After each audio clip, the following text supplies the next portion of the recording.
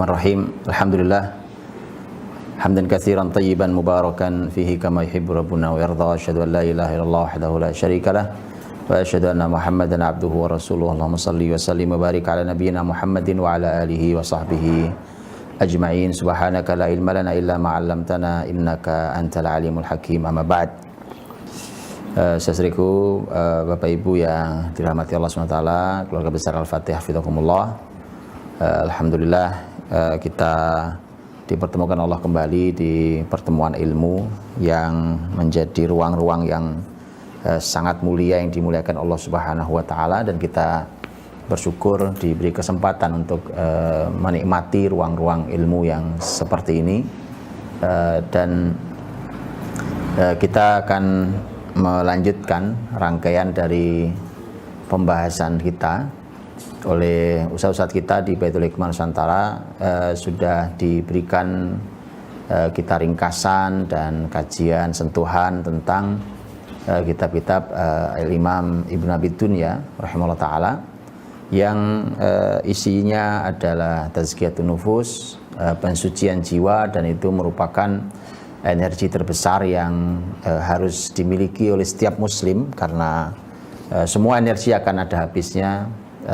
Yang tidak pernah habis panjang dia dipelihara adalah tazkiyatun nafs, tentang jiwa-jiwa yang suci, jiwa-jiwa yang bening. Saya ingin menyampaikan hari ini juga berhubungan dengan tazkiyatun nafs sebenarnya, tetapi ini lebih pada sisi bukan bicara tentang sabar, syukur, tawakal dan seterusnya. Tapi mari kita sucikan jiwa kita untuk satu pembahasan penting yang hari ini akan kita bahas, dan saya hari ini hanya akan membahas salah satu judul bab dari buku yang tadi sudah disampaikan oleh Ustadzuna Ustadz Wahib, Haula Tarbiyah wa Ta'lim, buku yang ditulis oleh seseorang yang menghabiskan usianya untuk kebaikan ilmu pendidikan, pembangunan generasi, tema parenting, kemudian juga pemikiran Islam, yaitu Profesor Dr. Abdul Karim Bakar. Dan buku beliau Masya Allah bisa kita silakan di download, diambil, bahkan beliau punya web sendiri ya, dan Masya Allah webnya cukup hidup, dan bisa tulisan-tulisannya sangat amat bertenaga. Saya yakin bahwa ini ditulis dengan hati, bukan hanya dengan ilmu. Secara ilmu tidak usah diragukan, karena beliau ada di perkumpulan pertemuan dan juga alumni ilmu kampus yang luar biasa, dan bersama para ulama baik di seluruh dunia ataupun di negeri Syam. Sekali lagi buku-buku yang menarik kalau kapan-kapan juga kita bahas. Nanti mungkin kalau teman-teman ustaz di Baitul Hikmah Nusantara ingin mendalami, atau teman-teman penanggung jawab syariah di setiap cabang kalau ingin membaca kitab-kitab beliau, itu menjadi bekal kita luar biasa. Jadi beliau ingin menyampaikan konsep ilmu tentang pendidikan, baik pendidikan di rumah, di sekolah, di masyarakat, tetapi menggabungkan antara kekuatan filosofis, jadi kekuatan kaidah qawaid yang kokoh, dengan kekinian, masalah-masalah, menjawab masalah kekinian. Teman-teman keluarga besar Al-Fatihah hafizakumullah, kita akan mulai, dan saya hanya mengambil satu judul saja, satu judul di dalam buku ini ya, di pembahasan tentang pendidikan, sekaligus ini murojaah. Tetapi yang paling penting adalah memurojaah tentang kesucian niat kita, ya, kebenaran niat kita dalam mendidik anak-anak, dalam menyekolahkan anak-anak, termasuk ketika kita sekolahkan anak-anak kita di Al-Fatihah, baik di kutab ataupun di madrasah, atau kita didik anak-anak kita di rumah kita dan lingkungan kita masing-masing. Maka kita ingin memurojaah hati kita agar dia suci, dan kalau masih ada keruh-keruhnya, maka mudah-mudahan kajian pagi hari ini bisa meluruskan niat, mumpung belum sampai di ujung. Nanti kasihan amal kita, kasihan karya kita kalau ternyata sampai di ujung ternyata keruh masalah niatnya. Baik, kita mulai. Yang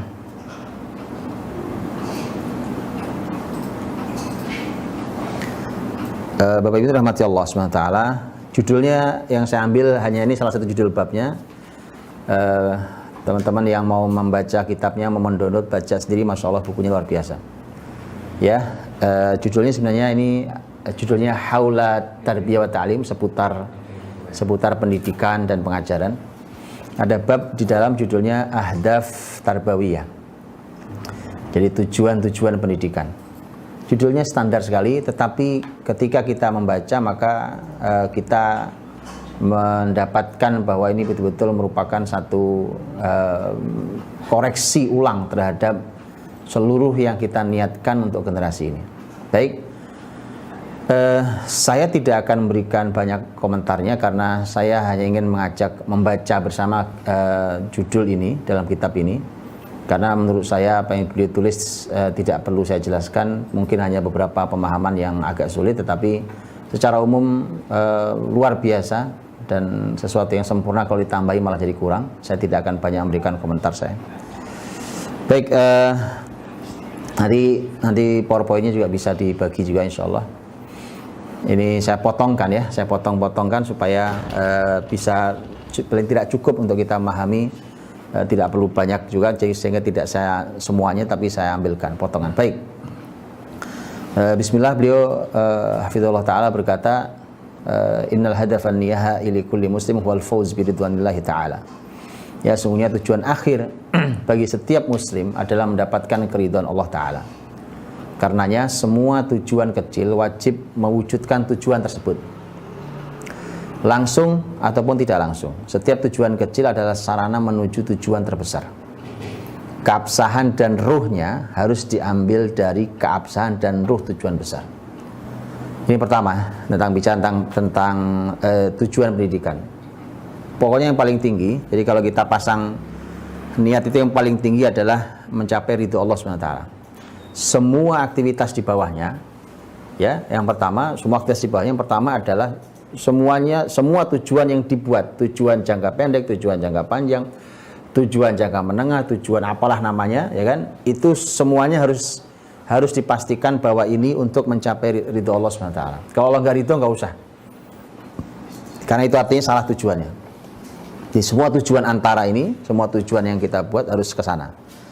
Yang kedua adalah keabsahan dan ruhnya, jadi legalitasnya. Umpamanya kalau kita mau dapat keridhaan Allah, kan mustahil kita membuat tujuan itu yang Allah murka.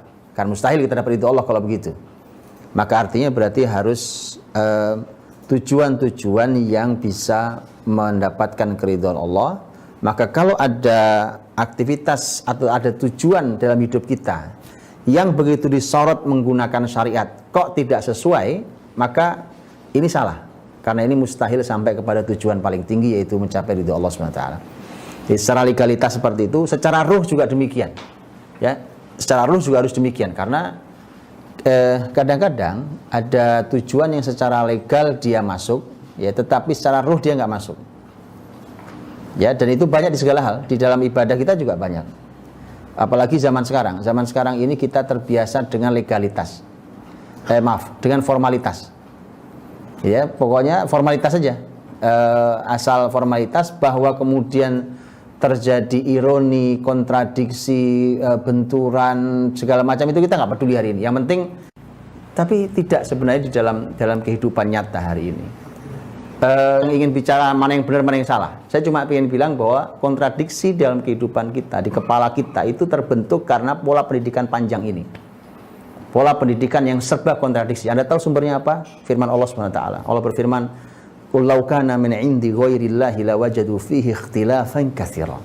Apapun kalau bukan sumbernya dari Allah, mesti banyak perbedaan pendapat. Mesti banyak sekali kontradiksi, benturan yang itu tidak memperkaya apapun untuk kita. Beda dengan perbedaan, umpamanya kita bicara fikih. Perbedaan fikih itu betul-betul rahmat buat umat ini.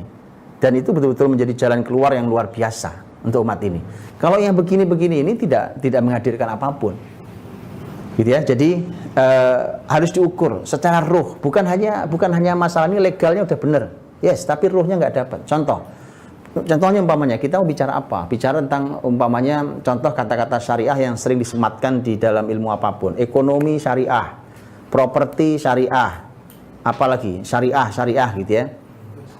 Begitu kita cek secara legal formal hukum itu sah, umpamanya gitu, tidak ada riba dalam ekonomi ya, tidak ada riba, nggak ada qimar, nggak ada perjudian, tidak ada tipuan, ghish, tidak ada ketidakjelasan dan seterusnya. Secara legal formal oke, tapi secara ruh ternyata tidak sesuai dengan ekonomi Islam. Itu yang sering terjadi. Contoh, saya kasih contoh, umpamanya ini udah lama, mudah-mudahan sih pada tobat. Saya kasih contoh, umpamanya dulu ada salah satu bank syariah mengeluarkan umpamanya kartu kredit syariah, gitu ya. Saya langsung bicara saya nggak main-main, saya langsung bicara dengan petingginya langsung ke kantor pusatnya dan ngobrol dengan. Jadi saya bilang, di mana syariahnya? Kartu kredit syariah itu di mana syariahnya? Tapi ini syariah Ustaz Budi, karena di dalam akadnya begini. Yes, saya tahu pasti antum kalau bicara syariah hanya asal akad formal. Pertanyaan saya bukan itu. Sejak kapan hutang itu dibuat sistemik? Itu di mana syariahnya? Gitu. Karena hutang itu kalau pakai kartu tinggal gesek itu kartu kredit kan begitu. Gesek ngutang. Sejak kapan ruh ekonomi syariah itu cash and carry? Antum baca di ayat-ayat dan di hadis Nabi SAW. Itulah kenapa kalau ngutang, transaksi yang sifatnya ada penundaan, umpamanya saya bayar sekarang, dapat barangnya ketunda, atau apalah, atau kredit umpamanya, itu persyaratannya sangat detail. Kenapa? Karena memang ruh ekonomi syariah itu bukan utang, tapi cash. Gitu. Jadi kemudian utang itu boleh, makanya Nabi untung tadi Nabi udah nggak ada. Kalau Nabi ada nggak ada disolati kita ini. Kalau kita mati, ya kan? Kita nih senang banget ngutang pakai tadi itu gesek gitu. Itu udah cerita lama. Sekarang udah banyak tobat, alhamdulillah. Kalau ada yang belum tobat ya silakan segera tobat, nggak apa-apa ya. Itu lebih baik itu. Karena bukan apa-apa. Sekarang kalau babnya adalah ini untuk kepentingan apa segala macam, silahkan. Kalau emang ada kepentingannya silahkan. Ya, tetapi tadi bahwa dia kemudian dianggap ekonomi syariah itu di mana syariahnya dan seterusnya. Ini contoh bahwa legalnya oke, tapi ruhnya nggak dapat. Jadi tidak dapat ruhnya gitu. Ya, jadi itu begitu contohnya. Jadi contoh ketika kita membuat target tujuan kita didik anak kita itu jangan hanya ini kan dalam Islam benar, yes, tapi Anda lihat ruhnya. Di atas tema halal haram itu ada pembahasan adab, ada pembahasan tentang peradaban. Itu pembahasan di atas haram. Tidak segala hal yang halal kan diambil. Kan begitu kan? Itu kaidah di dalam ilmu standar dalam Islam. Jadi muslimin itu bisa menjumpai ini halal nih. Jangankan yang haram atau yang syubhat, itu udah jelas kan diambil. Yang halal saja tidak semua diambil. Itu muslimin. Kenapa? Karena ada pertimbangan. Ini kan halal Pak. Yes, halal. Tapi kalau Anda berpikir tentang sebuah peradaban, tidak semua yang halal diambil. Ya, jadi memang begitu. Jadi bukan hanya formalitinya, tapi dia memang ruhnya di dalam bidang ini, ruh Islamnya apa sebenarnya. Khair. Kita lanjutkan. Ini masih muqaddimah beliau. Nah, ini juga masih muqaddimahnya. Mana tadi?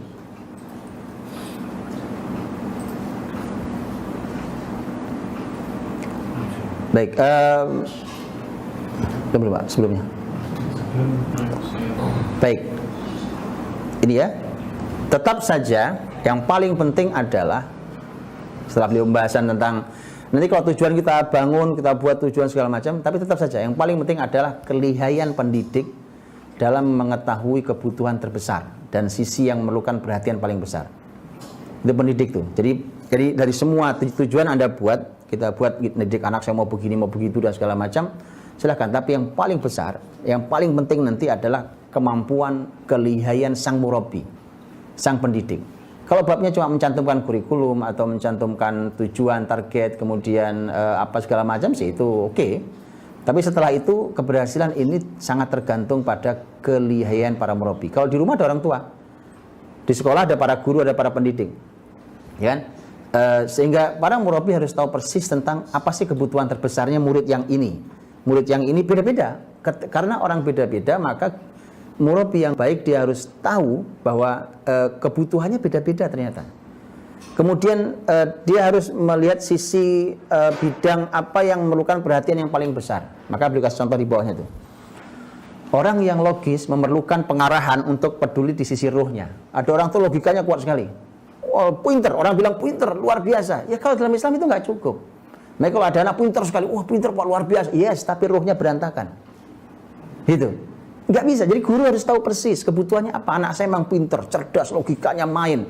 Itu luar biasa kalau menganalisa sesuatu, menata, merencanakan, mengevaluasi, jago. Jangan sampai ruhnya berantakan. Maka seorang murabi, begitu tahu dia anak pinter, oke, maka dia harus ada pengarahan agar dia peduli juga pada ruhnya. Gitu.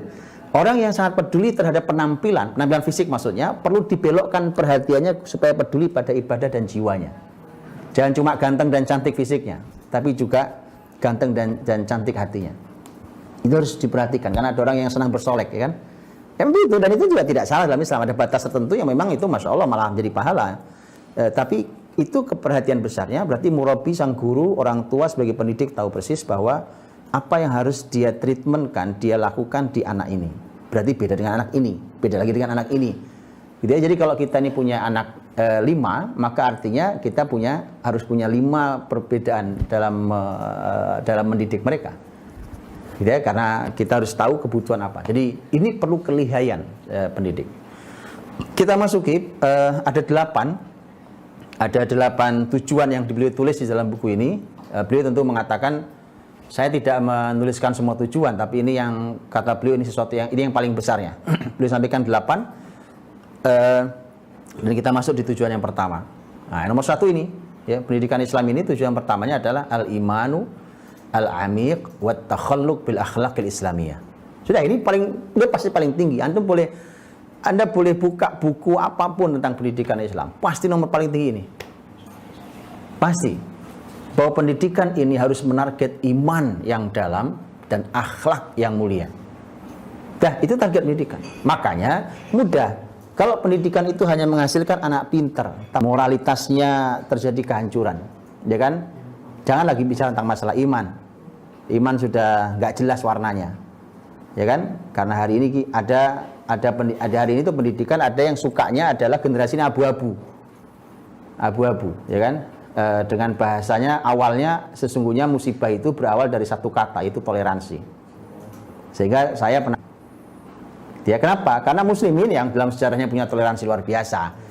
Toleransi yang hari ini diajarkan itu membuat anak kita tidak punya warna. Jadi gitu, muslim kagak, kafir enggak, gitu loh. Ya kan? Mending jadi kafir itu jelas dunianya, pasti. Tapi artinya dunianya jelas, dia nggak pakai halal haram, dia nggak pakai aturan, mau melakukan apapun sah, yang penting dapat duit sebanyak-banyaknya. Oke? Kalau nanggung kasihan, ya kan, dia mau begini takut, ya kan?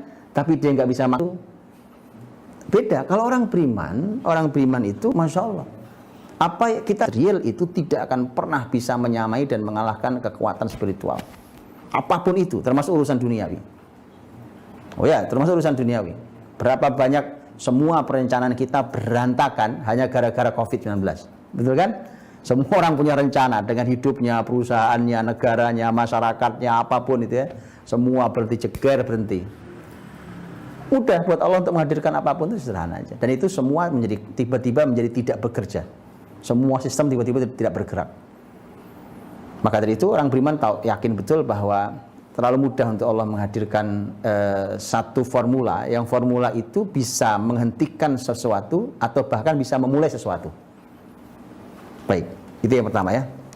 Al-imanul amiq, baca beberapa penjelasan beliau dalam hal ini. Beliau mengatakan sesungguhnya masa depan manusia di masa jauh nanti, jadi ke depan nanti, tidak akan bersandar pada penemuan dan kemajuan ilmu. Seberapa penting pun itu, tetapi akan tergantung pada kekuatan iman dan nilai-nilai agung dalam membentuk perilaku dan sikap kita. Bahaya yang dihadapi dunia hari ini tidak disebabkan oleh kebutuhan terhadap sumber daya alam, jalan. Karena perjalanannya sekian, dia harus bersih, harus jelas, sehingga dia bisa dipindahkan ke generasi berikutnya. Nilai ini bisa ditularkan, kemudian bisa diestafetkan ke generasi berikutnya, dan untuk bisa melakukan itu semua, satu poin penting, yaitu at-tadhiyah, pengorbanan. Kita memang harus memiliki kekuatan pengorbanan. Nah, itu makanya pentingnya orang belajar berkorban di Id Korban ini, yang sudah saya sampaikan di beberapa malam lalu ya. bahwa itulah satuan ukuran cinta itu. Pengorbanan itu satuan ukuran cinta. Artinya kalau orang lagi ingin berkorban apapun, umpamanya besok mau korban, orang ketika memilih binatang itu dia akan merasa, lihat, silakan diukur. Apakah kita akan mencari binatang yang mau kita korbankan itu hanya sebagai sebuah kewajiban biasa? Pasti hasilnya beda. Nanti begitu keluar dari kandang itu kita tuntun bentuknya lain itu. Kalau yang masuk dengan cinta, dengan yang masuk dengan merasakan beban kewajiban, itu begitu keluar kambingnya lain. Coba Anda lihat, kan? Ini kalau yang dengan cinta pasti gemuk kambingnya, pasti gemuk kambingnya, pasti gemuk-gemuk yang diambil sesuai dengan kantong tentu ya. Iya, begitu keluar senyum dia, karena cinta. Dia akan membayangkan betapa bahagianya yang saya cintai begitu melihat pengorbanan saya. Yes. Tapi kalau ini adalah formalitas ya kan, ya biasanya begini ya, itu keluar dengan wajah yang kurang nyaman ya kan, namanya juga beban ya, gitu. Sudah gitu kambing kelihatan tulangnya ya kan, tarik keluar kelihatan tulangnya.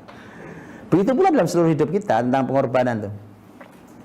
Nah, tema pengorbanan juga sama, apapun itu kita yang bersusah payah mendidik generasi ini, Quran sudah bilang itu loh.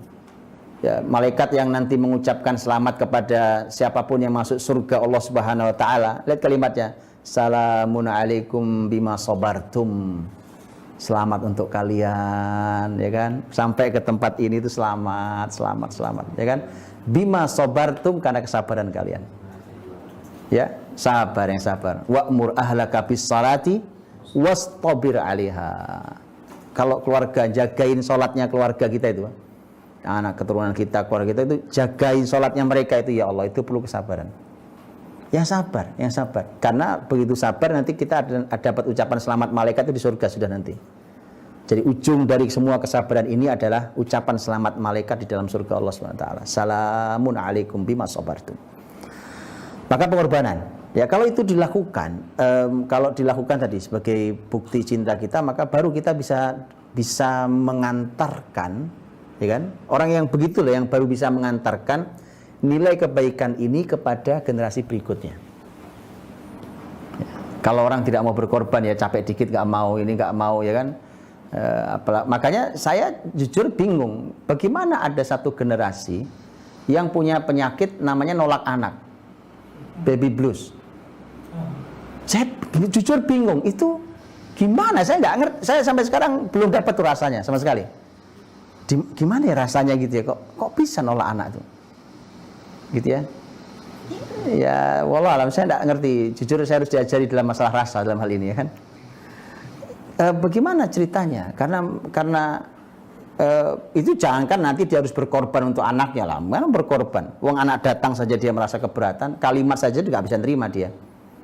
Oh dapat anak lagi pak, iya nih kebobolan tuh, coba. Itu kalimat murahan, itu kalimat apa? Gitu loh, itu kalimat apa? Ini anak anugerah luar biasa, kenikmatan yang indah dalam yang Allah berikan untuk kita. Tiba-tiba kalimat sederhana tadi itu yang menjatuhkan semua hal. Oke, itu makanya memang setelah itu baru kita bicara pengorbanan. Kalau berani berkorban, baru nilai kebaikan ini turun ke anak-anak kita. Kita lanjutkan. Baik.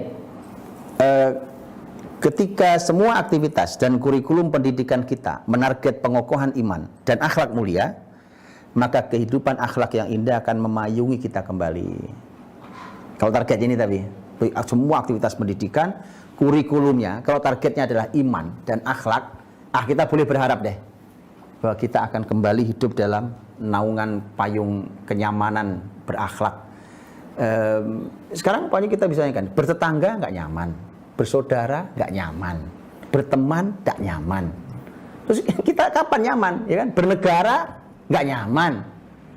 Terus kapan kita mau nyaman? Kita akan bisa mendapatkan kenyamanan kalau mengubah target pendidikan. Buat target pendidikan itu membangun iman dan akhlak. Begitu ya, cukup ya. Makanya itu kenapa saya bilang bahwa itu adalah ruh besar di Al-Fatih ini. Mudah-mudahan Allah jaga. Karena kalau tanpa itu ya akan balik lagi menjadi ilmu yang mati. Gitu ya. Bahkan ilmu agama pun bisa menjadi ilmu agama yang mati. Maka dia perlu dihidupkan. Kita lanjutkan. Ini yang kedua. Yang kedua, target yang kedua untuk pendidikan adalah ruhul kifah wal musabarah. Yaitu ruh perjuangan dan ketekunan. Jadi kalau kita didik generasi itu harus target tuh, bahwa generasi kita, anak-anak kita, murid-murid kita itu dalam dirinya itu betul-betul dia mendarah daging ruh perjuangan dan ketekunan. Oke, jadi ini kalau bahasa anak-anak muda sekarang, generasi yang gabut-gabut itu nggak masuk gitu. Apa tuh gabut tuh, ngerusak bahasa? Kaum rebahan. Nah, ada lagi istilah kaum rebahan. Dan beliau ternyata nanti menyampaikan saat ada kalimat rebahan itu sebenarnya ada. Cuma saya mau nerjemahin rebahan nggak enak. Ada di kalimat nanti ada, lihat ya.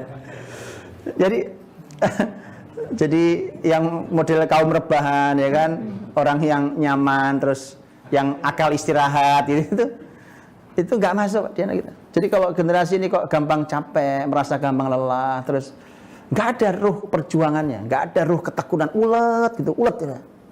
Saya menyaksikan orang yang cerdas sekali, memang otaknya luar biasa, orang cerdas luar biasa. Dan orang kayak gitu ketika dia berusaha itu ibarat gas yang besar disulut dipantik api, gitu, api besar. Tapi ada orang yang sebenarnya saya tahu ini beliau nggak terlalu cerdas, tapi buah dari ketekunannya, tekun, ulet, ternyata dia bisa menyamai orang yang cerdas tadi itu. Tapi itu perlu perjuangan dan tidak ada dalam urusan ilmu itu yang didapatkan dengan rebahan itu nggak ada. Dengan santai itu sudah sunatullahnya. Kita baca. Belum menyampaikan ada yang harus disampaikan, ada diperhatikan. Berikut ini ya. Satu, ya, agar anak mempunyai ruh perjuangan dan ketekunan dalam mengerahkan kesungguhannya dan menjaga kecenderungannya. Mereka harus mempunyai akal yang terbuka. Oke, mereka harus punya akal terbuka. Punya persediaan harapan dan optimis yang besar. Oke. Beliau ingin jelaskan, mustahil itu berjenjang loh. Jadi mustahil itu berjenjang. Ada yang mutlak, ada yang relatif. Jadi tidak ada kesulitan yang tidak bisa diatasi seluruhnya ataupun sebagiannya. Dan di akhir nanti seseorang mampu menyesuaikan diri karenanya ia menjadi lebih kuat dari kesulitannya. Cara pandang ini tuh harus ada di generasi kita. Jadi kalau gampang ngomong susah itu ya, aduh, belum, berarti belum gitu ya. Ya, ya gitu. Jadi kalau masih gampang, aduh capek itu. Oke. Kita ukur, oke, belum berarti. Tadi agar anak tuh punya ruh perjuangan dan ketekunan itu yang beliau katakan, perjuangan dan ketekunan untuk menjaga keberlangsungan kesungguhan. Jadi makanya belajar itu kan perlu waktu berkesinambungan untuk menjaga kesungguhan belajar, kesungguhan bakti pada orang tua, kesungguhan apa gitu ya, kesungguhan mengejar cita-cita itu perlu tekad kesungguhan. Mereka juga harus menjaga kecenderungan. Jadi kecenderungan maksudnya kecenderungan yang baik. Jadi kalau dia punya kecenderungan hobi yang baik, kecenderungan pada bidang atau ilmu tertentu yang baik, menjaga itunya itu perlu perjuangan dan ketekunan. Enggak begitu kok kepentok ya. Dia pengen sesuatu mentok, susah Pak, balik kan? Ya kan? Makanya berapa banyak yang kuliah pindah jurusan. Ya kan? Karena nggak tahu kan sebenarnya mau ngapain. Alhamdulillah kalau pindah jurusan terus jadi benar. Sudah kuliah pindah jurusan salah lagi, pindah lagi yang lain. Ini kan semuanya gimana semuanya ya kan. Jadi beliau ingin katakan bahwa jadi jangankan sulit, mustahil saja berjenjang kata beliau. Apalagi cuma kata sulit. Ya, nggak ada, dunia ini nggak ada yang nggak sulit. Manusia saja nih, penciptaan manusia nih, kita bilang laqad khalaqnal insana fi kabad. Kabad itu susah payah. Kami ciptakan manusia dalam keadaan susah payah. Manusia itu memang manusia itu di dunia itu ya kabad itu. Ya, baik. Jadi maka kalau orang sudah biasa berinteraksi dengan kesulitan, kemudian dia mencoba untuk mengatasinya, Kata beliau, lama-lama nanti kita akan bisa menyesuaikan diri. Menyesuaikan diri, ya kan? Dengan kesulitan itu, kita mulai bisa bergaul, oke. Setelah itu, maka kenapa orang kelihatan bisa menang di hidupnya? Karena dia punya, lama-lama dia punya kemampuan menyesuaikan diri. Kalau dia menyerah, udah pergi, udah nggak punya lagi dia kemampuan itu. Akhirnya begitu dia terbiasa itu bergaul dengan kesulitan itu dan dia mencoba mengatasi semampunya itu, lama-lama dia akhirnya menjadi lebih kuat dari masalah itu. Itu yang nilai seperti itu yang ya. Dan itu ternyata memerlukan tadi. Untuk anak kita punya itu perlu kita buka akalnya, akal yang terbuka, gitu kan? Dan dia harus punya stok yang besar. Berupa apa? Berupa harapan dan optimisme. Jadi kalau ada masalah sulit, dia memang sulit, Pak. Tapi dengan izin Allah. Nah gitu, itu generasi. Itu kalau ada anak ngomong begitu, wah itu nilainya udah tinggi banget itu. Berapa nilainya itu coba tuh? Itu maksud saya. Jadi kita sebagai orang tua tuh jangan hanya menilai gini, kamu hafal berapa juz, itu bagus. Kamu sudah bisa pelajaran apa, itu bagus. Tapi lihat nilai besar dalam diri seorang. Karena semua yang kita punya, bahkan hafalan Quran sekalipun akan berhenti, yakinlah berhenti itu. Kalau anak itu dalam dirinya tidak terinstal ruh al-kifah dan ruh musabarah, perjuangan ketekunan itu, yakinlah dia akan berhenti semua itu. Ya, maka perlu dia punya persediaan stok harapan besar. Dia selalu punya harapan, sulit memang, tapi insya Allah saya berharap bisa saya lalui, gitu ya. Dia punya optimisme yang tinggi, gitu. Dan memang itu semua baru bisa jadi kalau akal memang terbuka. Lanjut. Oke, nah ini menarik kata filosof ini. Ini nukil sebenarnya dari buku-buku Barat sebenarnya ini. Beliau juga nukil di ini ya. Tapi menarik menurut saya, kata seorang filosof, tanamkan di jiwa para pemuda kita bahwa buku terbesar belum ditulis. Ini keren, Pak. Karya seni terbesar belum diukir. Dan negara terbaik baru memasuki fase mules, sakit perut yang baru mau melahirkan. Belum lahir. Negara terbaik belum lahir. Dan semua itu akan sempurna terjadi di tangan mereka. Gitu ya. Jadi sampaikan pada para pemuda, ini cuma kata motivasi ya, motivasi. Sampaikan pada semua pemuda bahwa buku terbaik belum ditulis. Oke, dan mereka yang akan bisa menulisnya. Itu dahsyat, Pak. Gitu. Makanya dalam ulama Islam gini, kalau karya Islam banyak ya, saya tahu itu, ya kan. Siapa yang bisa menandingi kitab Sahih Bukhari? Yes. Ya kan? Siapa yang bisa menandingi Imam Syafi'i dalam karya? Ya, lihat.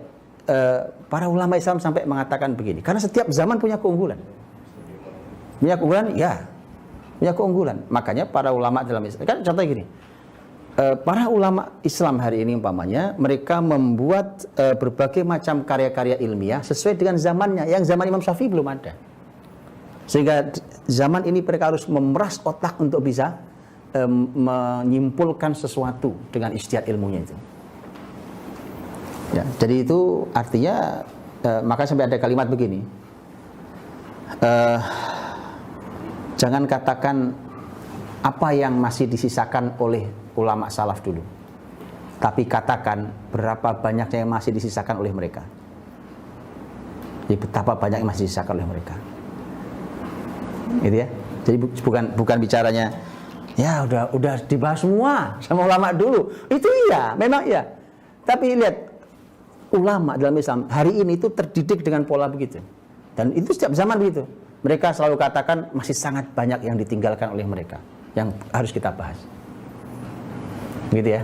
Masya Allah ya, ini harus ada dalam diri mereka. Jadi Bapak Ibu saya sampaikan ini supaya nggak begini, bukan menilai itu bukan hanya tadi ya, bukan hanya menilai kamu secara angka dapat berapa gitu, atau apa yang tadi kan, cuma rusuh aja urusannya, cuma urusan kuantitas, jumlah berapa juz, berapa banyak, berapa nilai, berapa apa, bukan tidak penting. Tapi ada ruh besar yang memang harus tertanam di dalam jiwa mereka. Justru itu adalah energinya. Lanjut. Apa lanjutnya? Baik, kita belajar dari pengalaman sejarah umat-umat bahwa kesulitan materi tidak membuat penghalang yang tak mampu diruntuhkan atau menjadi halangan yang tidak mungkin dikalahkan. Banyak di antara mereka yang mampu mengukir kisah kesuksesan ajaib, memulai dari nol, pada keadaan yang keras, kemudian dengan kesungguhan terus-menerus, mampu menjadi lebih baik dari yang melahirkan. Di mulut-mulut mereka ada sendok emas. Ini ungkapan. Susah dulu mereka, mau buru-buru makan telur aja dibagi 5, Pak. Dengan telur goreng itu, anaknya 6 ya bagi 6. Sekarang di mulut mereka ada sendok emas. Ini ungkapan, nggak boleh makan sendok emas, ya kan? Ya, jadi kalau baca bahasa itu yang cerdas. Ya, karena ada orang yang tidak cerdas membaca bahasa. Dia, oh ini, ya, ini kan, ya bukan itu pembahasannya. Kalau kita belajar bahasa, Masya Allah, itu kenapa peradaban tidak bisa diraih kecuali oleh mereka yang punya bahasa tinggi. Oke, bukan itu maksudnya. Ini beliau hanya ingin memberikan satu ungkapan bahwa akhirnya mereka-mereka yang terlahir ini harus lebih baik, lebih besar dibandingkan kita yang melahirkan. Ya, ini menunjukkan bahwa kekurangan di level pribadi ataupun lembaga adalah kesulitan besar, tapi mengalahkannya bukan sebuah kemustahilan. Jika tersedia keberanian, keinginan, kontribusi, dan ketekunan. Gak ada masalah, ya memang sulit. Kekurangan kita, ya kan, kita punya banyak kekurangan. Level pribadi kita, keluarga kita, ya banyak sekali kekurangannya, jauh dari sempurna. Memang itu kesulitan besar. Tapi untuk bisa mengalahkan itu bukan hal yang mustahil, asal tadi Anda berani. Anda harus berani punya keputusan. Kalau nggak berani punya keputusan, mau sampai kapan berubahnya? Saya pernah sampaikan, kan ada banyak, kalau setiap kajian parenting yang selalu muncul banyak pertanyaan adalah bagaimana menyikapi keterlanjuran. Selalu gitu. Wah, ini terlanjur, anak saya sudah begini-begini. Saya kasih solusi. Berhentikan sekolah anak Anda. Nggak berani. Gitu. Lu, masa barang rusak diterusin, gitu loh. Ya kan? Berhentikan kuliahnya. Wah, gimana Pak masa berhenti kuliah? Tadi kita nanya, dikasih solusi, bingung kan gitu kan. Karena kita nggak punya keberanian. Miliki keberanian. Tadi kalimatnya, tadi kan, dia punya keberanian. Dia, apa lagi tadi? Coba buka lagi. Kontribusi. Keinginan. Ada keinginan, ya kan? Ada kontribusi, ada keinginan yang kokoh, ada kontribusi. Orang selalu mencoba untuk memberikan, berbagi pada orang lain, apapun yang baik bisa dia bagi, ada ketekunan. Baru dia bisa tadi menghasilkan, menanamkan ruh perjuangan dan ketekunan. Baik, lanjut. Ini yang kedua. Yang kedua untuk bagaimana menanamkan ruh perjuangan dan ketekunan. Beliau katakan, kejeniusan di berbagai bidang kehidupan kembali pada keunggulan di kemampuan akal. Tapi keunggulan dalam memahami, berimajinasi, menganalisa, menyusun, dan menghubungkan tidak mungkin membuat sesuatu tanpa ditolong oleh kekuatan ketekunan dan fokus. Jadi mau ini gampang ya, Anda mau sepinter apalah gitu ya, pinter, Anda mau hebat dalam segala hal, menganalisa jago, menyusun, menggabungkan, menghubungkan, memahami jago. Itu nggak akan menghasilkan apa-apa. Jadi kecerdasan itu tidak akan menghasilkan apa-apa sepanjang Anda tidak tekun dan fokus. Tekun itu, nah kecerdasan itu baru akan menghasilkan. Dia fokus satu hal itu sampai menghasilkan. Faida farauta fansab. Udah selesai, berdiri lagi, siap menyambut tugas berikutnya. Lanjut. Baik. Ini yang C. Ya, menanamkan ruh perjuangan dari yang C. Semua grafik berkata, sesungguhnya kesulitan hidup bertambah, walau kemewahan bertambah. Ini aneh ya. Jadi mewah bertambah, tapi orang tambah susah hidupnya. Ya, aneh. Orang zaman kakek nenek kita itu nggak kebayang hidup kayak sekarang ini. Ya kan, apa aja, kita aja sekarang bisa live ya, wajah kelihatan, suara bisa ditangkap, alhamdulillah ya kan. Mana ditangkap dulu harus kirim surat ya kan. Terus nanti makanya jadi indah mereka menunggu balasan suratmu ya kan. Sekarang nggak perlu tunggu ting gitu kan. Dulu nggak menunggu balasan surat aja sambil ngelamun dulu ya 2 minggu. Ada galau, ada gundahnya, ada semua dramanya kan gitu ya. Nggak kebayang mereka. Jadi hidup ini tambah mewah, tetapi kok tambah sulit. Ini masih ada yang salah ini. Oke. Penyebab kehidupan baik bertambah langka, ya. Tapi ini bukan tempat untuk menjelaskan detail ya. Tapi beliau ingin katakan. Jadi kenapa? Karena penyebab kehidupan baik ini bertambah langka. Apa sih yang membuat hidup kok tambah susah padahal mewah? Itu karena supaya hidup ini bisa nyaman, bahagia itu harus ada unsur bagaimana caranya membangun hidup baik. Makanya Quran itu istilahnya hidup baik. Hidup baik. Man 'amila shalihan min dzakarin aw untha wa huwa mu'minun falanuhyiyannahu hayatan thayyibah. Nah, jadi bukan hidup mewah, tapi hayatan thayyibah, hidup yang baik. Hidup baik. Nah, semua anasirnya, jadi anasir atau unsur-unsur pembentuk kehidupan baik itu udah mulai langka. Kan untuk dapat hidup baik kan ada syarat, nah, itu udah langka. Baik, tapi beliau bilang ini bukan tempat untuk menjelaskan. Umat ini tidak mampu membuat sesuatu yang besar sepanjang tidak melatih anak-anaknya untuk menyiapkan diri menghadapi kehidupan yang baru. Jadi siapkan dulu. Ini perlu bukan new normal ini ya. Ini new life. Ini kehidupan baru. Mereka harus disiapkan untuk kehidupan baru. Sehingga saya sering katakan kan bahwa mereka harus hidup tidak sama dengan kita.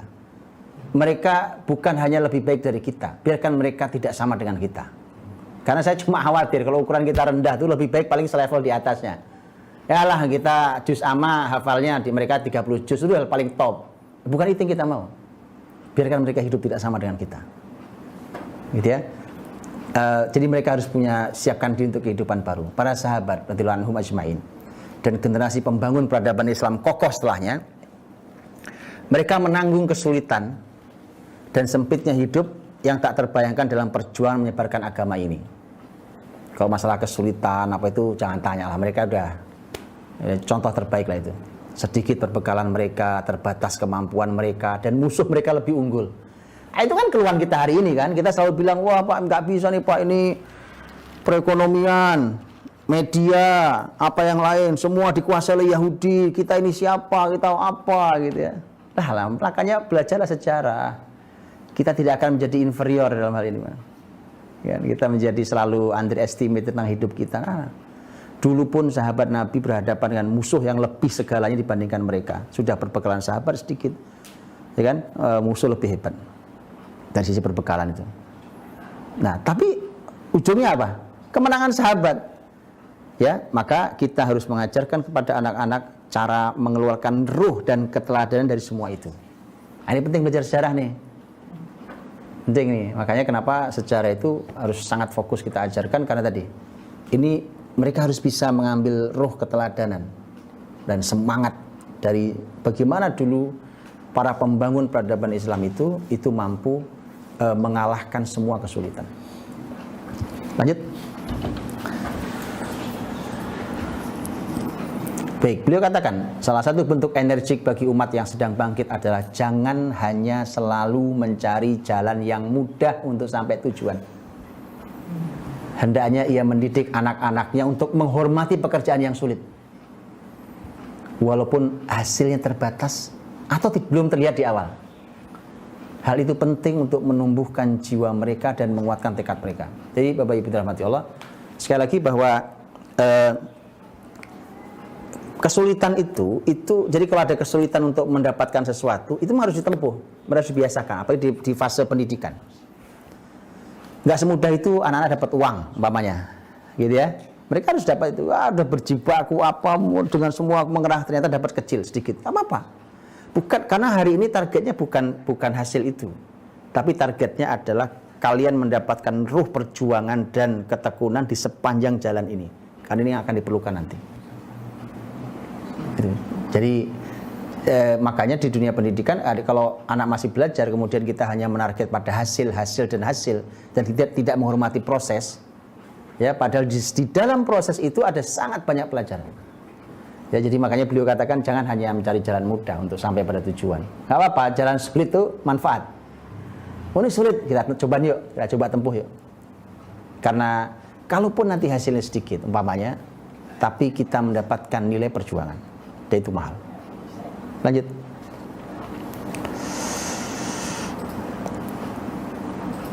Baik, dari kegagalan manusia belajar.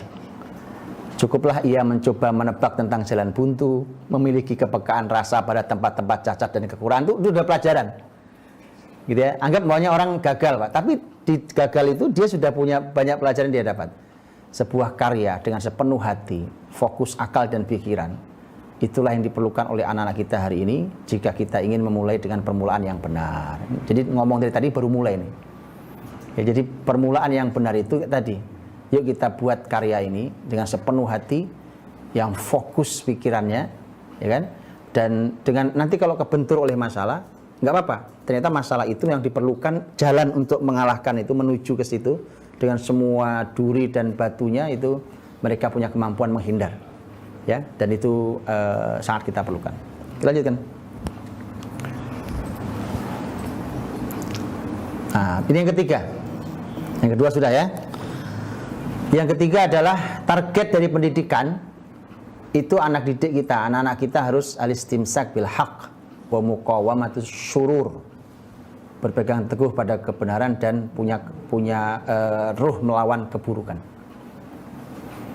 Ya, itu target pendidikan yang diinginkan. Kita baca penjelasannya kalau ada. Oke. Allah SWT berfirman, ya, ini am yaquluna bihi jinnah bal ja'ahum bil haqq wa aktsaruhum lil haqqi karihun. Di sini di ayat ini, baca terjemahan dulu ya. Apakah patut mereka berkata bahwa Muhammad itu diganggu jin kemudian kena penyakit gila itu. Sebenarnya dia telah membawa kebenaran pada mereka, kata Allah. Dan kebanyakan mereka benci pada kebenaran itu. Makanya gini, beliau penulis Hafizullah Ta'ala ingin mengatakan, jadi ternyata memang wa aktsaruhum lil haqqi karihun, kebanyakan orang tidak suka, benci bahkan dengan kebenaran, dengan al-haq. Itu artinya Anda juga harus menyiapkan, jadi ya sepi itu biasa. Oke, sepi itu biasa. Asal bersama kebenaran. Gitu. Karena memang kebanyakan orang nggak suka kebenaran ini, gitu. Tapi yakinlah kemenangan ini ujungnya milik kebenaran. Wa qul ja'al haqqu wa zahaqal batil innal batila kana zahuqa. Lanjut. Ayat juga. Walau ittaba'al haqq ahwa'ahum la fasadatis samawati wal ard wa man fihin. Bal atainahum bidzikrihim fahum an dzikrihim mu'ridun. Kalau kebenaran ini mengikuti hawa nafsu mereka. Jadi kebenaran itu suruh mengikuti hawa nafsu. Ya pasti hancurlah langit bumi dan semua yang di dalam itu hancur. Ya kan? Pasti akan hancur. Dan kami telah mendatangkan pada mereka Al-Quran ini. Tapi mereka berpaling dari kebenaran itu. Maka artinya di sini maka kemudian kalau kata bal atainahum bidzikrihim fahum an dzikrihim, kata zikr, dan itu tafsir mengatakan Quran. Maka artinya kalau kita mau mendapatkan al-haq, jadi Quran. Tapi Qurannya yang punya nilai zikr. Nah ya, ini tidak menyebut Quran di sini, menyebutnya zikr. Jadi Quran yang bernilai zikr. Apa sih zikr? Zikr. Jadi Quran menjadi zikir kita. Quran menjadi wirid kita, zikir dalam makna wirid, atau Quran menjadi pengingat. Zikr artinya pengingat juga. Nah, itu baru dia bisa mengantarkan kita menuju al-haq. Lanjut.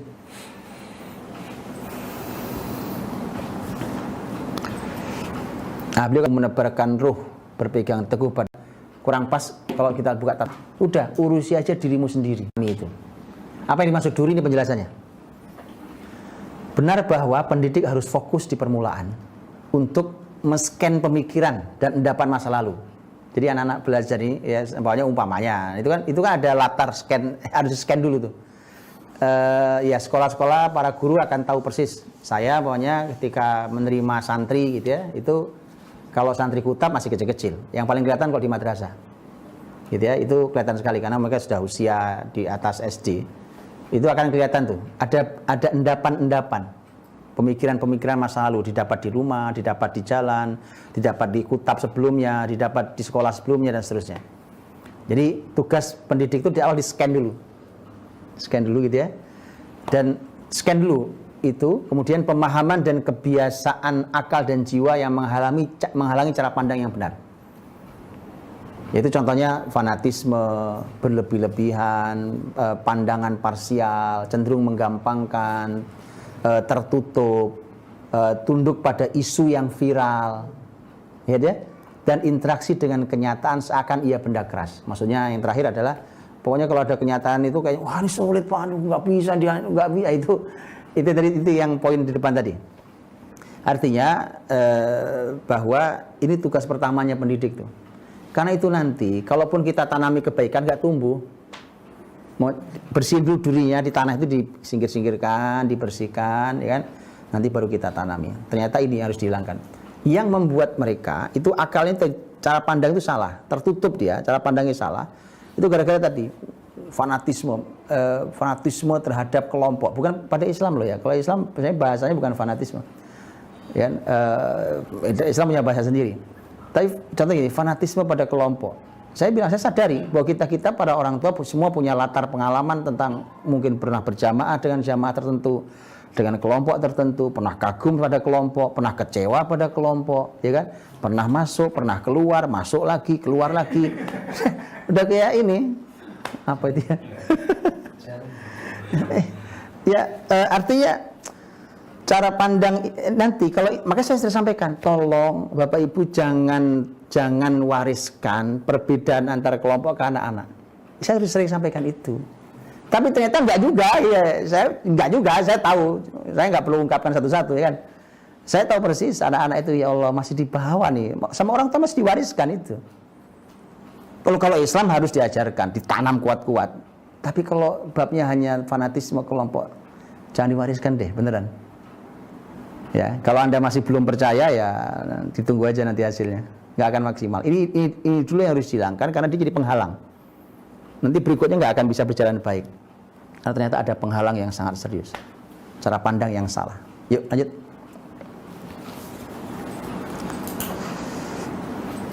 Yang kedua, ini supaya luas pemahamannya, pondasi dasarnya. Kemajuan dunia kebanyakan terjadi karena adanya krisis. Lompatan ilmu dan kreativitas itu justru hadir kebanyakan di tengah benturan dengan berbagai kesulitan besar dan membingungkan. Ya kan? Itu biasa itu kan, semua bicara ahli ilmu bicara gimana ngatasi Covid, ya kan, gitu ya. Benturan itu akan membuat dunia ini maju. Orang-orang yang mampu melewati halangan dan menghadirkan sesuatu yang besar dan mencengangkan bukanlah mereka yang menyerah pada isu dan pemahaman yang menyebar di lapangan ilmu hari ini. Ya, contoh paling gampang itu, coba. Kalau dokter hari ini bertahan dengan ilmunya yang kemarin, Covid nggak selesai, kan gitu kan? Gitu kan ceritanya. Karena dia hanya, pokoknya ini ilmu kedokteran nggak bisa ya begini ini loh. Terus kapan sembuhnya orang-orang gitu? Jadi orang-orang yang mampu melewati rintangan itu bukan orang yang bertahan dengan yang ada hari ini. Oh, berarti nggak cukup ilmu hari ini. Berarti harus ada sesuatu yang baru yang harus kita usahakan. Nah, gitu. Jadi generasi yang begitu diperlukan tuh. Harus punya pemahaman yang seluas itu. Bukan juga mereka yang marah-marah karena hasil yang tidak sesuai dengan prediksi dan hipotesa kajian mereka, ya kan?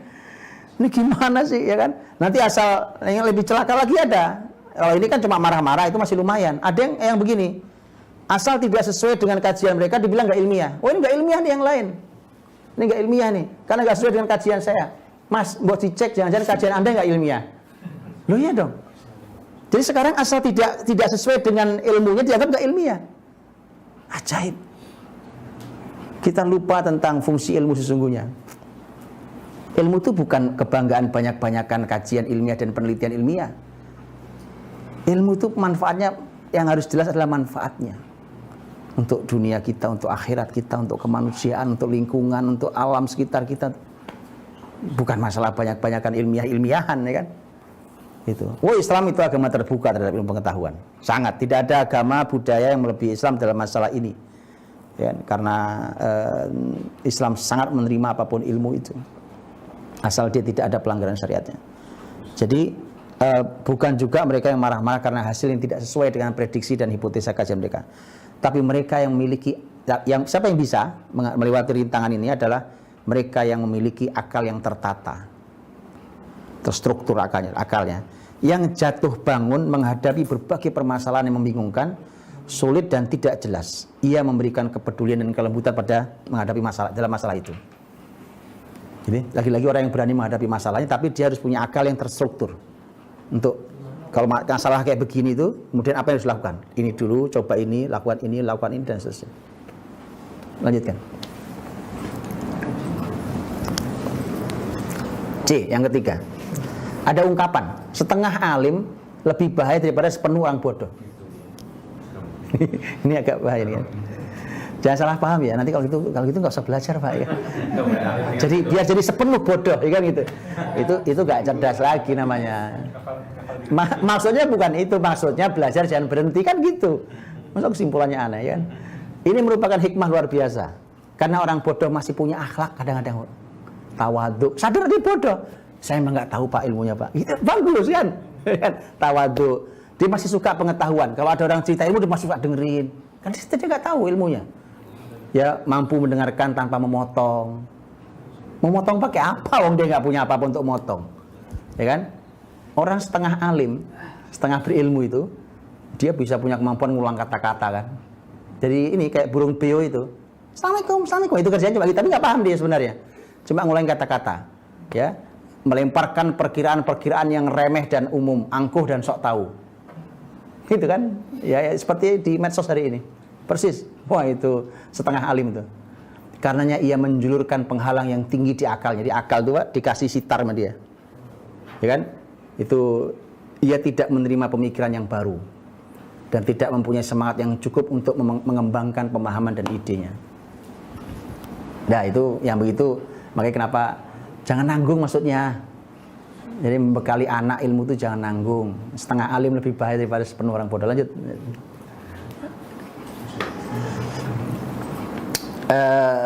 Baik, yang D, agar meluas pondasi pemahaman anak-anak, mereka harus mempunyai fleksibilitas pemikiran, cepat menguasai berbagai perubahan besar yang diperlukan dunia. Wah ini berarti mereka harus diberikan wawasan besar tentang keadaan yang terjadi sekeliling kita.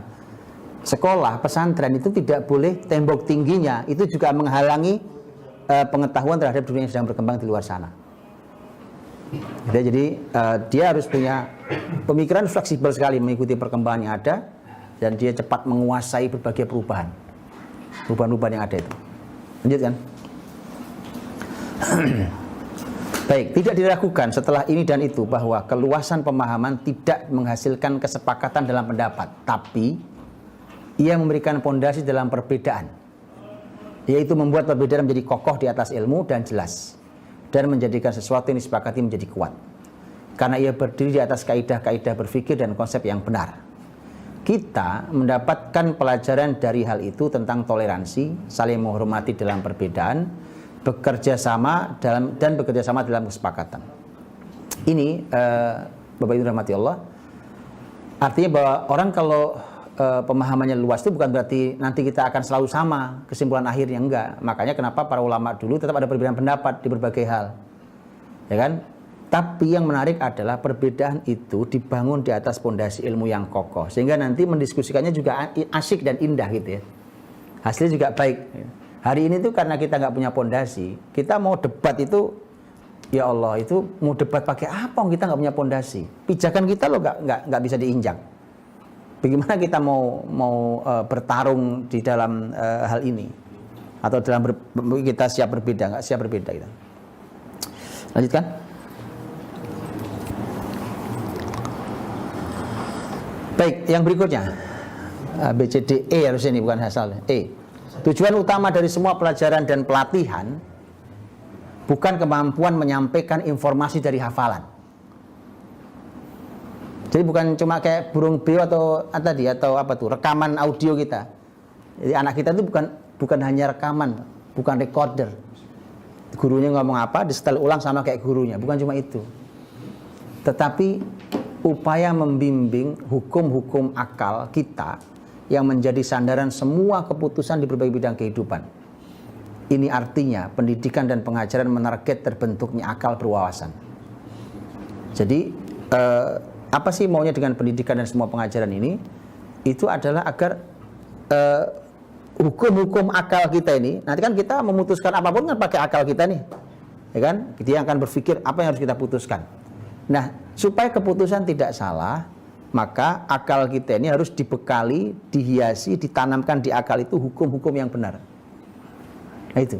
Untuk itulah maka berarti kita harus punya wawasan yang luas. Untuk memutuskan satu hal kan harus punya berbagai macam informasi dan wawasan. Dari mulai hukum syariatnya sampai berbagai informasi yang ada sekelilingnya. Makanya Bapak Ibu, kalau Bapak Ibu tahu bagaimana hukum fikih dikeluarkan oleh ulama dunia hari ini. Para ulama dunia punya berbagai macam majelis internasional, kumpulan para ulama fikih. Itu kalau ada masalah-masalah baru ditanyakan, itu masalah baru. Jadi masalahnya baru muncul abad ini, itu perlu diskusi para ulama dunia. Kalau yang masalah dulu tinggal buka kitab fikih. Itu ada di kitab sudah ada. Tapi ini masalah baru muncul. Begitu masalah baru muncul, itu ulama akan pahami dulu masalah ini apa. Kumpul umpamanya ada berapa puluh ahli ilmu umpamanya gitu ya. Kumpul di satu ruangan. Dipahami dulu apa nih masalahnya. Oke, setelah dipahami masalahnya mereka akan bicara. Oke, siapa yang harus diundang? Artinya harus diundang. Kalau pembicaraannya tentang masalah dunia kesehatan umpamanya, yang diundang itu adalah berbagai pakar, bukan sembarang dokter, bukan sembarang ahli kesehatan, tapi pakar-pakar kesehatan ya dari berbagai negara yang itu adalah muslim. Itu. Supaya bisa diterima kesaksiannya. Maka kemudian disampaikan, terus disampaikan. Nanti enggak cukup, tambahin lagi. Enggak cukup, undang lagi fulan, itu ahli bidang ini, di mana? Di negara sana, undang. Ulama cukup. Begitu cukup, ulama akan memainkan semua kaidah ilmunya dalam fikih itu untuk masing-masing menyimpulkan. Begitu masing-masing menyimpulkan, sidang pleno. Mereka pleno antara para ulama itu. Kemudian diskusi. Nah, disitulah itu diskusi, debat dengan sangat hangat, yang pintu harus ditutup rapat-rapat. Oke? Karena kita nguping pun nggak paham, itu satu. Ya kan? Itu kalau itu sih nggak seberapa. Yang kedua yang bahaya. Begitu kita ngeliat, kita bilang, ulama kok berantem, nah gitu, itu bahaya. Nah, mereka nggak berantem, mereka pakai ilmu. Kalau kita berantem pakai golok, pakai apa tuh ya? Pakai komen Facebook. Iya. Jadi kalau ulama kan nggak berbeda, para ulama maka harus tutup rapat-rapat tuh. Itu nggak ada yang tahu gimana kecuali mereka. Kan? Tahunya kita ini hanya surat keputusan terakhir. Dibunyikan di sana, dikeluarkan. Dan itu para ulama mengatakan, masalah ini diputuskan halal karena pertimbangan hukum ini dari semua majelis yang hadir yang menyepakati Syekh Fulan. Adapun Syekh Fulan punya pendapat sendiri yang berbeda. Khair kan? Mana dalil? Gitulah. Jadi maksud saya adalah, masya Allah, begitulah Islam mengajari generasi berpikir. Yuk kita lanjutkan ya. Ya. Pemahaman yang luas ya. Oke, kesatuan akal anak-anak dengan lingkungan tempat tinggalnya. Jadi menyatunya akal anak-anak kita dengan lingkungan saat menjadikan mereka ikut-ikutan. Tidak punya kemampuan kecuali taklid. Lingkungannya apa, ikut ya. Tapi ketika mereka dimotivasi untuk mengungkapkan sudut pandang yang berbeda dengan yang sedang viral, ya, mereka akan punya akal kritis. Dia punya kritikal yang baik. Dan akan menjadi sumber untuk pembaharuan yang seimbang. Anak kita akan menjadi sumber pembaharuan. Jadi mereka harus dikasih ruang untuk berbeda. Di rumah bahkan juga gitu. Bisa jadi saya bapaknya atau ibunya, ya kan. Kemudian kita punya pendapat. Kalau itu wilayah yang kita boleh beda pendapat, kenapa nggak dibuka? Silakan disampaikan. Ya, jadi jangan hanya selalu harus diterima, apalagi wilayah yang sesungguhnya bukan wilayah halal haram, bukan wilayah yang qat'iyat yang nggak boleh dilawan. Kemudian orang tua pakai istilah birrul walidain. Wah, ini kasihan anaknya. Kamu nggak birrul walidain. Aduh. Ini wilayah terbuka diskusi. Orang tua dan anak. Ayo dong, dibuka. Ya kan, nggak masalah. Berbeda boleh kok. Asal bahkan kalau sekali waktu orang tuanya mengalah pada anaknya dengan argumentasi mereka, itu justru memberi kepercayaan kepada mereka bahwa ternyata mereka punya sudut pandang yang berbeda dan itu sah. Gitu ya, itu luar biasa. Yuk, lanjut. Yang kelima, ini tujuan pendidikan. karakter ilmiah. Ya, bukan karakter ilmiah itu bukan ini ya, bukan gelar ya. Bukan gelar. Karena gelar itu kadang-kadang ya cuma pokoknya asal orang selesai nulis skripsi, tesis, disertasi ya doktor. Belum tentu terbentuk karakter ilmiah yang kita baca sekarang. Belum tentu terbentuk karakter ilmiah itu. Ya, setiap umat yang menempati posisi tinggi di dunia hari ini mampu melangkah dengan luas untuk membentuk anak-anak mereka menjadi pribadi ilmiah yang kokoh, yaitu menumbuhkan jiwa ilmiah dan membangun akal terstruktur. Kemajuan industri, sosial, ekonomi, dan politik sangat memerlukan hal itu. Yang memiliki jiwa ilmiah akan terbimbing di hadapan perubahan dan peradaban. Di hadapan perubahan dan peradaban. Ia akan menerima dengan basiroh dan menolak juga dengan petunjuk dan kesadaran. Ya, jadi umat yang maju yang begitu, yang generasinya itu memang punya pribadi ilmiah yang kokoh. Kita teruskan.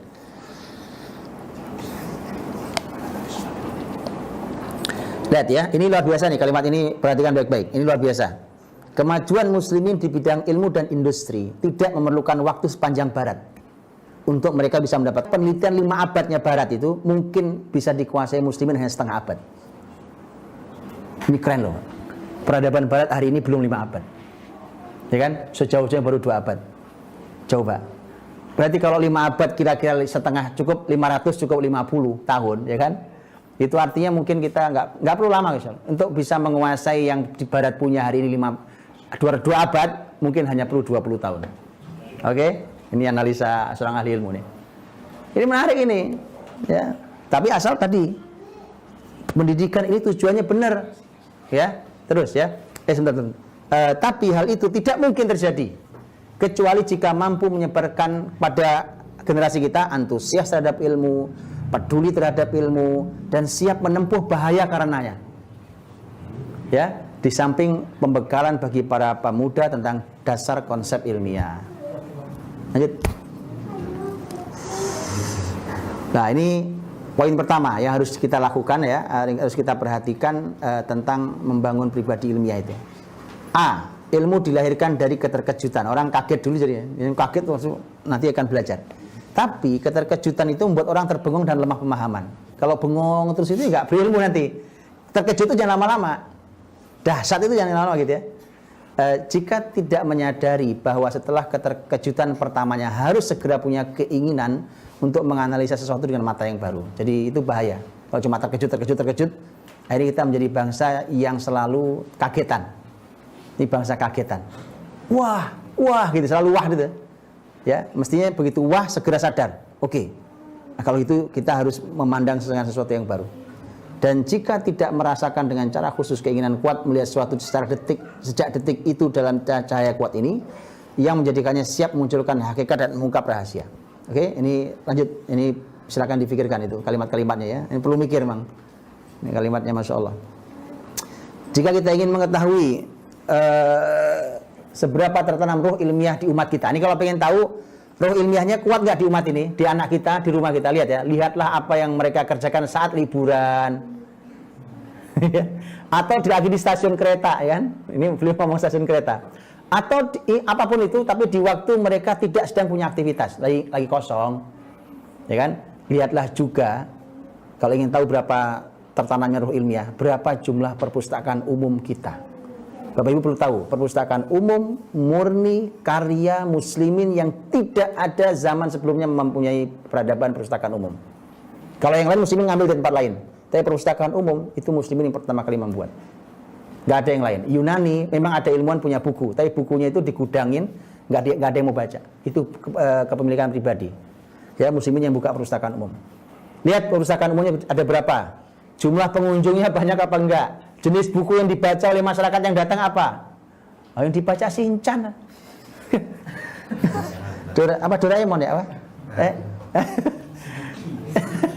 Terus, jadi gimana kita mau bicara tentang peradaban ini? Oke. Umat kita tidak memiliki kendali peradaban sepanjang pembelajaran dan penelitian tentang hal yang baru belum menjadi gerakan masyarakat, tapi baru gerakan sekelompok orang. Alhamdulillah, Masya Allah, para masyayikh di Baitul Hikmah Nusantara ini sekelompok orang. yang mencoba membudayakan kembali kebiasaan menelaah ilmu, membaca ilmu, menelateni ilmu, menekuninya, menuliskan kembali, mengkritisi, mendiskusikan dan seterusnya. Mudah-mudahan ini bisa disebarkan di masyarakat, karena gerakan sekelompok ini nggak cukup. Dia harus memasyarakatkan gerakan ilmiah. Lanjutkan.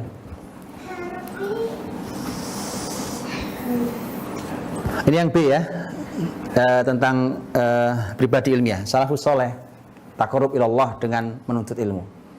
Jadi mereka cari pahala dengan menuntut ilmu itu. Mereka menganggapnya lebih utama daripada amal sunnah. Mereka mempunyai adab-adab agung saat belajar dan mengajar. Seorang alim tidak rela mengambil upah dari pengajarannya.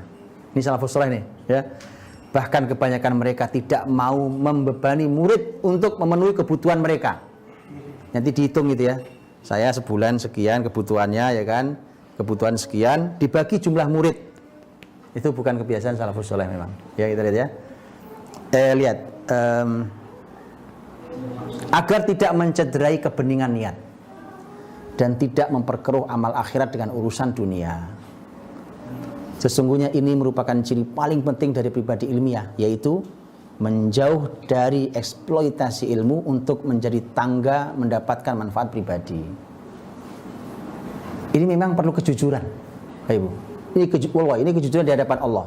Saya sering sampaikan ini untuk diri saya, untuk siapapun ahli ilmu, saya sampaikan bahwa ya jujur sama Allah. Kita ini sebenarnya lagi ad'u ilallah, ngajak orang menuju Allah, atau ad'u ila nafsi ana, atau ngajak orang menuju saya. Kalau mengajak orang menuju saya lagi mengumpulkan penggemar. Nah, jadi saya tidak sedang mengajari umat sebenarnya, lagi ngumpulin para penggemar. Bagaimana ngujinya? Gampang itu nanti ngujinya. Orang kalau ngumpulin penggemar takut kehilangan penggemarnya, ya kan? Nanti begitu ada sesuatu yang wah kayaknya bubar ya penggemar saya ini gara-gara itu, dicaci maki itu yang sana itu. Iya, karena ini wah ini bubar nih. Penggemar saya, bahasanya si umat bukan penggemar ya. Umat saya bisa nih kacau, maka dicaci maki yang sana. Bukan ilmiah yang dibahas. Bukan diskusi ilmiah. Ya, jadi akhirnya karena ada mulainya keburukan ini, musibah ini bermula dari ketika ilmu itu dijadikan sebagai anak tangga untuk mencari dunia. Kita lanjutkan. Itu musibah itu. Kemudian C, tidak akan muncul ruh ilmiah. Nah, ini generasi rebahan tadi. Tidak akan muncul ruh ilmiah yang sesungguhnya kecuali pada pribadi yang menyiapkan dirinya mampu menanggung kesulitan dan menjauh dari berbagai kesia-siaan, santai, begadang malam, rehat dan kenyamanan. Itu ada kata al-istirkha sebenarnya. Istirkha itu rebahan. Betulan, saya meresponin rebahan apa iya gitu. Ternyata ada dari kalimat dari Jadi memang ini apa nih, kaum rebahan ini nggak masuk di sini. Anak-anak kita senangnya rebahan, santai, ya kan. Sudahlah, nggak bisa ini, ya kan. Harus dihadirkan generasi yang ilmiah itu. Generasi ilmiah itu akan memerlukan semua kekuatan, daya kekuatan kita. Lanjutkan. D. Pembentukan karakter ilmiah tidak akan sempurna tanpa seorang alim, seorang ahli ilmu yang memiliki ruh yang kritis. Dan ini memastikan kita mendidik anak-anak untuk memiliki rasa lembut terhadap berbagai peristiwa dan permasalahan, hingga kita letakkan asas kemampuan kritis pada mereka. Jadi kalau ada masalah itu, gini contohnya, maksud saya gini contoh lihat ya. Umpamanya ada masalah apa nih ya, sedang ramai hari ini dibicarakan, atau sedang viral, atau sedang diberitakan, atau sedang terjadi di lingkungan kita. Maka jadikan itu kesempatan untuk mendidik anak-anak punya jiwa kritis. Jadi mereka berpikir, kita ajak diskusi di rumah. Siapa tahu sampai kita diskusi solusinya. Diskusi solusinya. Gitu ya. Mau saya kasih contoh ya. Contoh, mohon maaf nih, saya karena nggak tahu orang lain, saya harus cerita tentang saya dan anak-anak saya. Umpamanya saya cerita ke anak-anak saya tentang gini, karena mereka anak-anak saya usia maf dan kaf, jadi saya sampaikan ke mereka yang usia madrasah kan mereka main medsos kayak teman-temannya, oke? Dan dia tahu apa yang sedang viral, apa yang berkembang, apa dimanapun. Itu saya ajak kesempatannya. Buktinya bukan cuma gini loh. Ayo hati-hati ya, awas loh, nontonnya nggak bener. Nggak begitu. Itu pendidikan model apa tuh, gaya apa itu ya? Gayanya kayak komandan. Wah, kita pendidik bukan komandan, ya kan? Nggak begitu. Yuk kita bicara. Saya bilang, sepakat nggak kalau medsos hari ini banyak sampahnya? Dia bilang sepakat. Oke. Pertanyaannya adalah, yuk kita berkontribusi, yuk kita lakukan sesuatu. Minimal kita mengurangi sampah. Minimal mengurangi sampah. Ngambil punguti sampah. Atau kalau nggak buat saringan, supaya sampah tersaring. Atau apalah yang lain. Yuk kita lakukan sesuatu yuk, di medsos yuk. Begitu. Itu membangun jiwa kritis mereka, bahkan kalau perlu sampai kontribusi. Ya, insya Allah nanti kita lihat nanti apa berikutnya. Lanjut.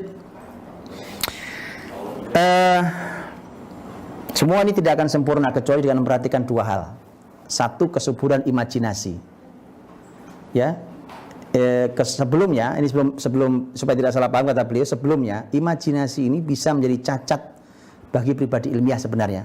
Ya, menjadi lemah analisanya, kemudian merujuk pada pendapat dan pemikiran yang fantasi aja. Nggak ada sebenarnya, itu nggak benar, tapi dia ambil kesimpulan itu.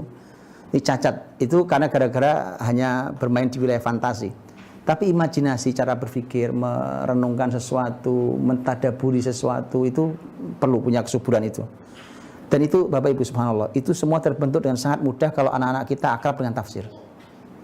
Betulan. Itu terbentuk secara otomatis ya. Baik, yang kedua, salah satu prasyarat untuk berpikir kritis adalah ensiklopedi wawasan yang berhubungan dengan spesialisasi. Jadi apa nih bidang spesialisasinya apa nih? Pokoknya media, gitu ya maunya. Nah itu kita harus punya ensiklopedi wawasan. Jadi wawasan yang cukup menyeluruh besar tentang spesialisasi bidang ini. Jadi untuk bisa membentuk pribadi ilmiah nanti langkah berikutnya nanti ada. Tapi miliki itu dulu, itu prasyaratnya. Lanjutkan. Orang dungu bersikap dengan imajinasi luas tanpa pengetahuan atau pengalaman. Pakai imajinasi aja dia. Ngayal aja itu ngomong ini aja ya, ngomong-ngomongnya. Orang sok pintar menggunakan pengetahuan tanpa keluasan imajinasi. Sok pintar. Jadi dia punya pengetahuan, tapi dia nggak punya tuh memikirkan, mentadaburi sekelilingnya, coba cari solusinya, membuat hipotesa yang perlu diuji, nggak begitu. Pokoknya saya tahu pengetahuan ini nanti ujungnya jadi sok pintar.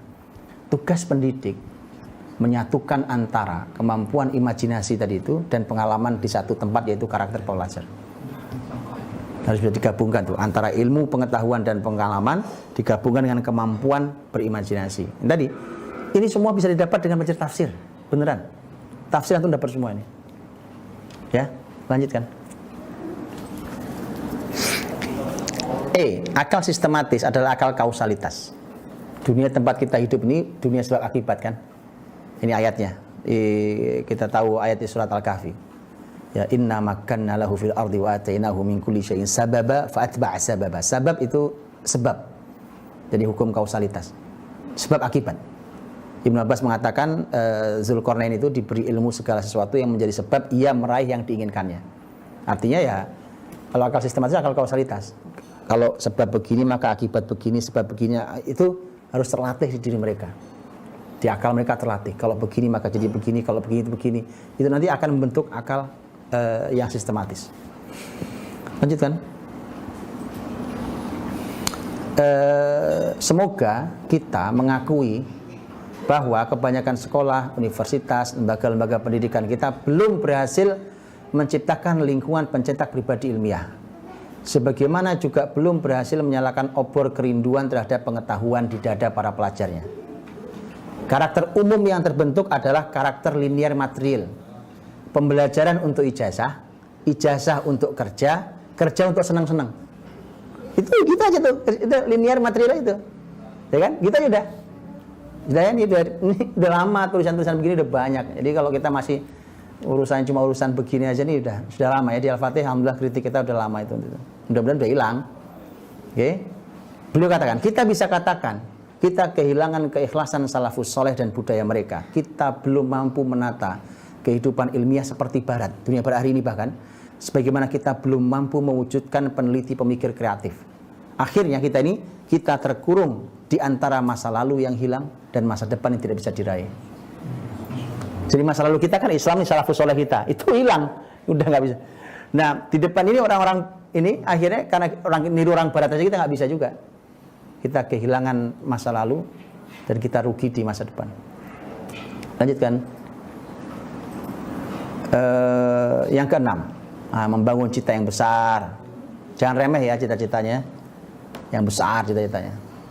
Besar itu nggak bisa jadi presiden, enggak, karena presiden pun bisa remeh. Oh iya, bisa begitu kan gitu ya. Bukan itu maksudnya. Cita besar itu bukan itu. Karena sekali lagi yang besar adalah mereka yang ketika mati memikirkan umatnya. Rasul mau meninggal bilang apa? Ummati, ummati, ummati, ummati. Bukan, aduh nih pusing, aduh nih. Rasul bisa berkali-kali loh. Bisa berkali-kali. Tapi yang di kepala beliau, di hati beliau adalah ummati, ummati, ummati, ummati. Sallallahu alaihi wasallam. Gitu ya. Jadi karena bisa saja orang jabatannya paling tinggi di negeri ini atau negeri manapun, tapi yang dipikirnya pribadi ya itu kecil juga. Oke, membangun cita yang besar. Lanjutkan. Nah, potret yang bisa dilihat banyak. Level yang ingin dicapai tak terbatas. Tapi sedikit sekali orang yang mengetahui potensi yang terdapat dalam diri mereka atau potensi yang mungkin dikembangkan untuk mencapai target-target besar dan posisi terdepan. Ya, jadi kalau cuma gini contohnya, oh saya pengen kayak orang itu, kan? Oh saya ingin capai di level ini. Kata beliau itu banyak lah, itu gampang. Tapi yang luar biasa adalah ketika kita mampu membaca potensi pada orang ini. Karena atau membaca potensi diri kita. Karena kadang nggak kebaca, akhirnya nggak termanfaatkan. Karena tidak terbaca. Padahal kalau kita tahu, ini kalau saya poles sedikit nih, dia akan menjadi orang pakar di bidang apa, dia akan menghasilkan karya besar apa. Itu poles, ya kan? Karena aslinya mutiara jadi mutiara. Bahkan kita poles batu, kita gosok jadi mutiara. Gitu. Kalau mutiara kan hanya tinggal dilap doang, cuma kena debu melumpur. Tapi bahkan pendidikan Islam itu mampu menggosok batu menjadi mutiara. Lanjutkan. 7. Al-inayah wal itqan. Perlu punya perhatian kita, jadi generasi ini target pendidikan anak-anak kita itu mereka harus punya inayah. Memperhatikan sekelilingnya, kepedulian. Kemudian al-itqan. Ini itqan itu penguasaan, jadi menguasai. Jadi enggak nanggung-nanggung. Di kerja itu hasil karya itu betul-betul dia kuasai, hasilnya bagus sekali, profesional sekali dengan karya yang dahsyat. Ya, lanjutkan. Nah, ini dalam hadis ya. Innallaha yuhibbu ma'aliyal umur wa yakrahu safsafaha. Allah mencintai urusan-urusan yang tinggi. Allah enggak suka yang remeh-remeh. Jadi generasi ini kalau kok waktunya habis untuk remeh-remeh, ini salah. Ya. Generasi ini seperti ini. Innallaha yuhibbu ma'aliyal umur. Ya, dalam hadis lain, innallaha yuhibbu idza amila ahadukumul amal an yutqinahu. Ya Allah cinta kalau orang berkarya itu itqan hasilnya. Ya, mungkin betul hasilnya. Dia kuasai betul, profesional, hasilnya baik. Lanjut. 8. Terakhir. Generasi ini harus punya sentuhan keindahan. Dari tadi itu kan kalau karya itu kadang-kadang nggak ada indah-indahnya. Oke? Karya harus luar biasa, harus besar, tapi harus indah. Nah, itu masya Allah, itulah Islam loh. Ya kan? Islam indah ya. Makanya bumi ini jauh lebih indah di tangan muslimin. Oke, kita lihat yuk. Nah, ya. Itqan banyak berjumpa dengan keindahan. Banyak ketemunya. Dikarenakan itqan selalu muncul dalam bentuk dan karya yang memiliki keunggulan kualitas. Dan sesuatu yang indah juga sesuatu yang unggul. Indah itu kan unggul. Melampaui kebiasaan dan ekspektasi serta berbeda dengan yang semisalnya. Jadi sejalan sebenarnya itqan sama keindahan itu sejalan karena dua-duanya sama-sama unggul di atas kelasnya, ya, di atas yang sekelas dengan dia. Jadi itqan, amal yang itqan itu harus dimiliki, indah juga demikian, ya. Jadi dua-duanya. Lanjutkan sedikit lagi, jam 10 lewat, mohon maaf. Keindahan adalah energi yang mampu menembus segala sesuatu. Sesuatu yang paling berat adalah kekerasan dan kepahitan. Jadi hidup itu kalau keras, pahit itu kan itu keras pada hidup kita ya. Tapi tetap saja dia bisa menerima sentuhan keindahan. Makanya Allah berfirman ini, ya kan? Lihat ya, fasbir sabran jamila. Sabarlah dengan sabar yang jamil. Sabar yang indah. Sabar itu kan ada masalah kan? Orang nangis-nangis, orang ya Allah hidup begini amat, ya musibah besar. Tapi sabar harus indah loh. Gimana coba sabar indah itu? Ya kan? Nangis indah tahu pernah kan? Nangis indah kan? Fasbir sabron jamila, sabar yang indah. Jadi dalam kesulitan saja harus berpikir keindahan itu apa enggak tinggi banget Quran ya kan? Lanjut. Ayo Ustaz. Waktu kita tidak cukup banyak, ini sedikit lagi ya. Rasa keindahan bagi anak terbentuk sejak bulan-bulan awal di rumah. Ia terdidik dengan senyum, itu indah loh. Pandangan, bisikan, kisah, itu indah semua. Di rumah menyebar kata-kata yang mengandung kelembutan, keindahan seperti yang terbaik, terindah, terlembut, paling mengagumkan. Gitu kan. Yang penting dalam hal ini adalah kedua orang tua menata lingkungan di sekitar anak. Lingkungan yang guncang dan lingkungan yang guncang dan tidak bersih tidak membantu terbentuknya rasa keindahan dan tidak membantu terbentuknya keterampilan menyematkan keindahan pada sesuatu dan perbuatan. Jadi ini perlu keterampilan sendiri. Bagaimana membuat sesuatu itu indah. Perilaku kita jadi indah, sikap kita indah. Itu perlu skill sendiri. Di sekolah, seorang anak melihat aturan dan kebersihan. Ia belajar wawasan sistematis terarah yang menyempurnakan dan menumbuhkan yang telah dilakukannya di rumah. Begitu pula tugas masjid. Jadi ya, sebagaimana media juga mempunyai peran menanamkan nilai keindahan di diri anak. Lanjut. Dipahami di rumah ya, sing-sing ya.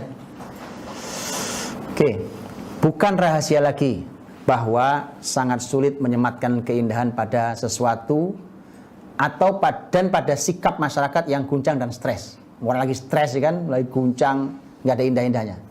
Sebagaimana tidak mungkin kita melakukan hal itu pada masyarakat tercerai-berai dan rusak. Karena segala bentuk keburukan, apapun keburukan itu, berada di level tertentu yang tersambung dengan salah satu bentuk kemaksiatan. Jadi wajah jelek gitu ya. Jadi kan indah tuh lawannya ini jelek ya. Jelek itu mesti di level tertentu nyambung dengan maksiat. Maksiat itu mesti jelek gitu istilahnya. Nah kalau masyarakat itu senang dengan kemaksiatan, nggak indah hidupnya. Ya, kebodohan, kezaliman, kemalasan, kekacauan, menang sendiri, memutus silaturahim, kekotoran dan sebagainya merupakan bentuk tempat hitam yang mengeruhkan cermin hidup kita dan menghalangi pantulan pandangan keindahan, dan kewajiban kita adalah menjauhkan hal itu dari masyarakat kita sejauh mungkin. Sudah habis mungkin? Coba lihat. Nah betul. Baik, itu saya kira sebelum akhir saya cuma membacakan, tugasnya memang bukunya baca sendiri. Nah, kalau nggak bisa baca sendiri, tulisan-tulisan tadi bisa direnungi, mudah-mudahan bisa memurojaah niat baik kita. Baik ya, niat baik kita mendidik anak-anak kita, mudah-mudahan bisa dimurojaah dengan 8 poin yang disampaikan oleh Masya Allah, beliau orang yang luar biasa ya, yang Abdul Karim Bakar Hafizahullah Ta'ala, Profesor Doktor di bidang bahasa, pendidikan dan pemikiran Islam. Barakallahu fikum. Mohon maaf salah kurangnya karena udah jam 10 lewat dan saya serahkan pada Ustaz Wahib. Assalamualaikum warahmatullahi wabarakatuh.